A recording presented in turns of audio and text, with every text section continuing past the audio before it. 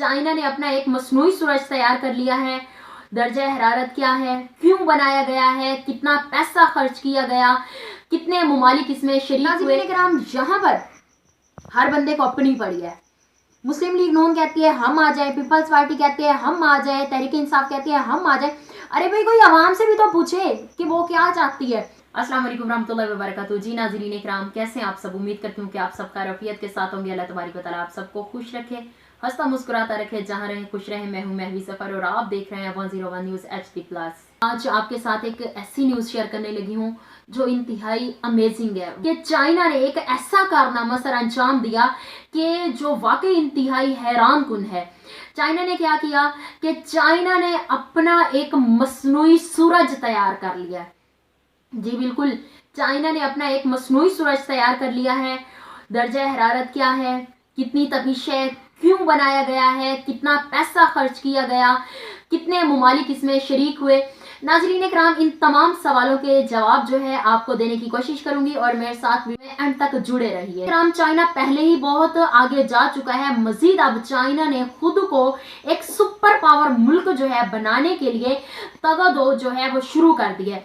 China ने क्या किया, चाइना का एक शहर हैफे जिसमें लेबोरेटरीज में 35 कंट्रीज के साइंसदानों को मदऊ किया गया और उनकी काविशों के नतीजे में एक ऐसा मसनूई सूरज तैयार किया गया। सूरज पर जो खर्चा आया वो 1 खरब रुपए का खर्चा आया। इसके बारे में आपको बताती चलूं ये कितना गर्म है, इससे क्या फायदा हासिल किया जा सकता है, इसका दर्जा हरारत कितना है। नाज़रीन इकराम, हमारा जो सूरज है, जो अल्लाह तबारक व तआला की तरफ से बनाया गया एक निज़ाम है, वो जो सूरज है 15 मिलियन डिग्री सेंटीग्रेड जो है उसका दर्जा हरारत है। और ये जो मसनूई सूरज तैयार किया गया है 100 मिलियन डिग्री सेंटीग्रेड इसका दर्जा हरारत है। मतलब हमारे सूरज से भी इस मसनूई सूरज का दर्जा हरारत इतना है कि वो इससे आराम से बिजली तैयार कर सकते हैं और वो बिजली की सप्लाई जो है उन ममालिक को दे सकते हैं जब बिजली की कमी है और अपनी मईशत को बहुत ज़्यादा ऊपर लेके जा सकते हैं। नाज़रीन इकराम, यहाँ आपको एक मिसाल से बताती चलूँ कि दर्जा हरारत इतना ज़्यादा कि जब आप पानी बॉयल करने लगते हैं, पानी को आप बॉयल करते हैं तो पानी जब बॉयल होता है बहुत ज़्यादा तो उबल रहा होता है, वो कितने डिग्री सेंटीग्रेड पे होता है? सिर्फ 100 डिग्री सेंटीग्रेड पे होता है। 100 डिग्री सेंटीग्रेड पे जब पानी उबलना स्टार्ट होता है तो वो किस तरह से भाप निकल रही होती है, क्या दर्जा हरारत होता है, पानी उबल रहा होता है, वो सिर्फ 100 डिग्री सेंटीग्रेड होता है। तो अब आप जरा सोचें 100 मिलियन डिग्री सेंटीग्रेड कितना होगा कि उसकी तपिश से क्या कुछ नहीं किया जा सकता। और ये इस पर मुकम्मल कंट्रोल हासिल है चाइना को कि ये नहीं है कि जिस तरह से ये जो सूरज है मुसलसल इसमें एटम बम्स जो है, मॉलिक्यूल्स जो हैं वो फट रहे हैं, मगर वो एक अल्लाह का ऐसा करम है हम पर कि वो हमारी ज़मीन पर उसका कोई नुकसान नहीं होता। मगर उसमें इतने एटम बम्स हैं जो कुछ सेकंड्स के बाद, कुछ मिनट्स के बाद सूरज में फट रहे होते हैं, मगर वो बाहर का ऐसा कुछ नहीं होता, हमें कोई नुकसान नहीं पहुंचता। तो यहाँ पर ये जो सूरज है, चाइना ने इस पर इतना कमांड हासिल की है, इतनी कि इसमें जितनी भी एनर्जी है उस पर कंट्रोल किया हुआ है, वो बाहर किसी को नुकसान नहीं पहुंचा सकती। चाइना इतनी तरक्की कर चुका है कि चाइना ने जहाज़ों पर काम करना शुरू कर दिया है, जहाज़ की प्रोडक्शन का काम जो है वो शुरू कर दिया है और अनकरीब जहाज़ भी चाइना अपने लॉन्च कर देगा। नाज़रीन इकराम, की कोई कम बात नहीं है, बहुत बड़ी बात है कि और अनकरीब 2030 में चाइना एक ऐसा मुल्क सुपर पावर बनकर उभरेगा जो मईशत को इस कदर आगे लेके जा चुका होगा कि वो तमाम कंट्रीज के सामने खुद को मद्दे मुकाबिल खुद को खड़ा कर सकेगा। नाज़रीन इकराम, यहाँ मैं आपको एक बात बताती चलूँ, अगर हम वन ब्लड वन रोड की बात करें तो ये किन ममालिक से गुजरता हुआ जाता है और चाइना में जो मुसलमान हैं उनके साथ क्या बिहेव किया जा रहा है। चाइना का एक शहर सनकियान जिसमें मुसलमान रहते हैं, मुसलमानों को आज़ादी राय पर जो है वो हक हासिल नहीं है, आज़ादी राय का। इसके अलावा वहाँ पर जो है लोग अपने मजहब के मुताबिक नमाज नहीं पढ़ सकते, यानी कि मुसलमान, बाकी हर एक को आज़ादी है अपने मजहब के मुताबिक वो सब कुछ कर सकता है, मगर चाइना में संख्यानी लोग जो हैं, मुसलमान जो हैं, उन पर आज़ादी नहीं है, आज़ादी राय का हक नहीं रखते, वो नमाज नहीं पढ़ सकते, कुरान पाक नहीं पढ़ सकते, अपने मजहब के मुताबिक ज़िंदगी नहीं गुजार सकते। मगर नाजरीन कराम, यहाँ मैं आपको एक बात बताती चलूँ कि वन ब्लड वन रोड, ये जो प्रोजेक्ट है, इस पर जितना भी काम चल रहा है, अगर देखा जाए तो ये जिन जिन रास्तों से गुजर कर जा रहा है उनमें मुस्लिम कंट्रीज जो हैं वो लगती हैं। मुस्लिम कंट्रीज जो हैं, मुस्लिम सरजमीन जो है, इनको दरपेश है, उसकी ज़रूरत है।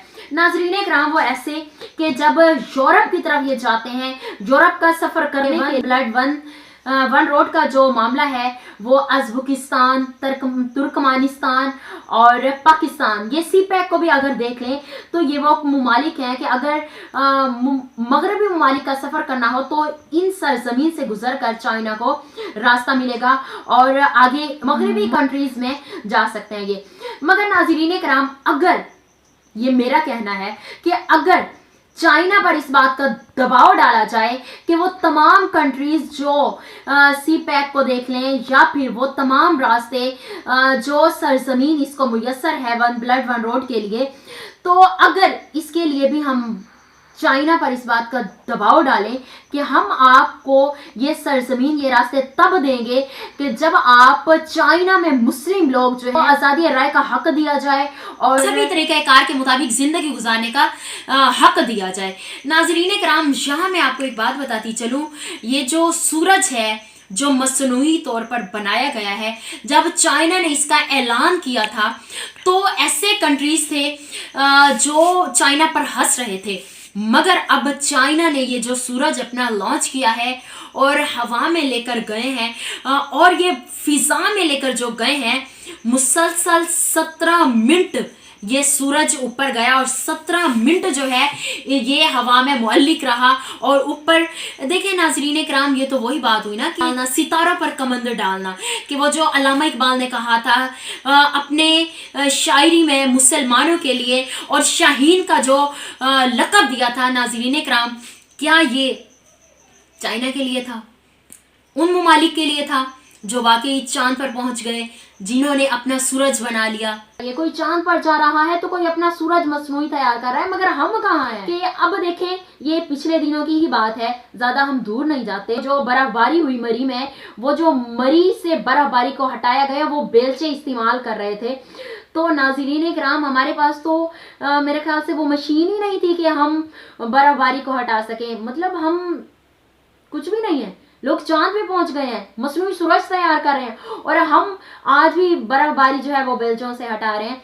तो ये हमारे लिए एक सोचने की बात है, समझने की बात है कि हम कहाँ पे हैं, हमें क्या करना चाहिए, हमें कुछ सीखना चाहिए उन ममालिक से जो आज तरक्की याफ्ता हैं। देखें, जंगें जो हैं वो हथियारों से नहीं लड़ी जाती, जंगें जो हैं वो हम आज जो लड़ी जा रही हैं वो दिमाग से लड़ी जा रही हैं।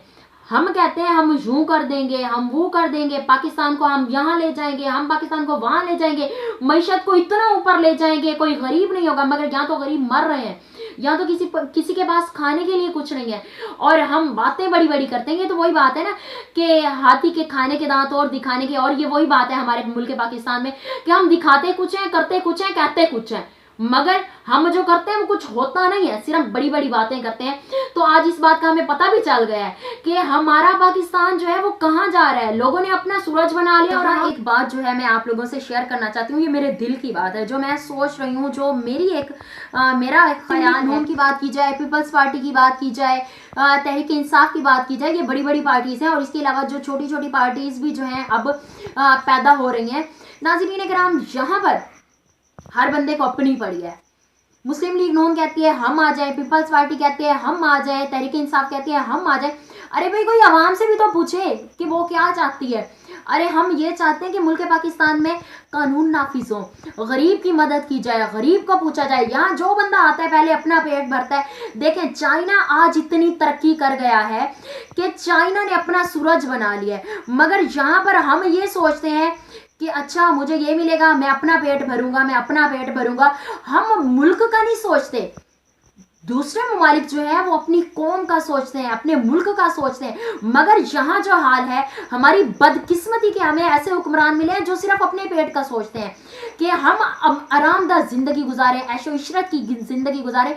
तो ऐसी कौमें कभी तरक्की नहीं कर सकती, कौमें हमेशा जवाल का शिकार होती हैं, ऐसी कौमें कभी तरक्की नहीं कर सकती। अगर हमने तरक्की करनी है, हमें अपनी रियाया का ख्याल रखना होगा। अगर हमें तरक्की करनी है, अपनी आवाम का ख्याल रखना होगा। अगर हमें तरक्की करनी है तो हमें ऐसे ऐसे काम करने होंगे जिससे हमारे मुल्क की मईशत ऊपर जाए, जिससे किसानों को हमें ऐसे काम करने होंगे जिससे हमारी मईशत ऊपर जा सके। नाजरीन, आप इस बारे में क्या कहते हैं जरूर बताइएगा। Thank you so much. Allah Hafiz.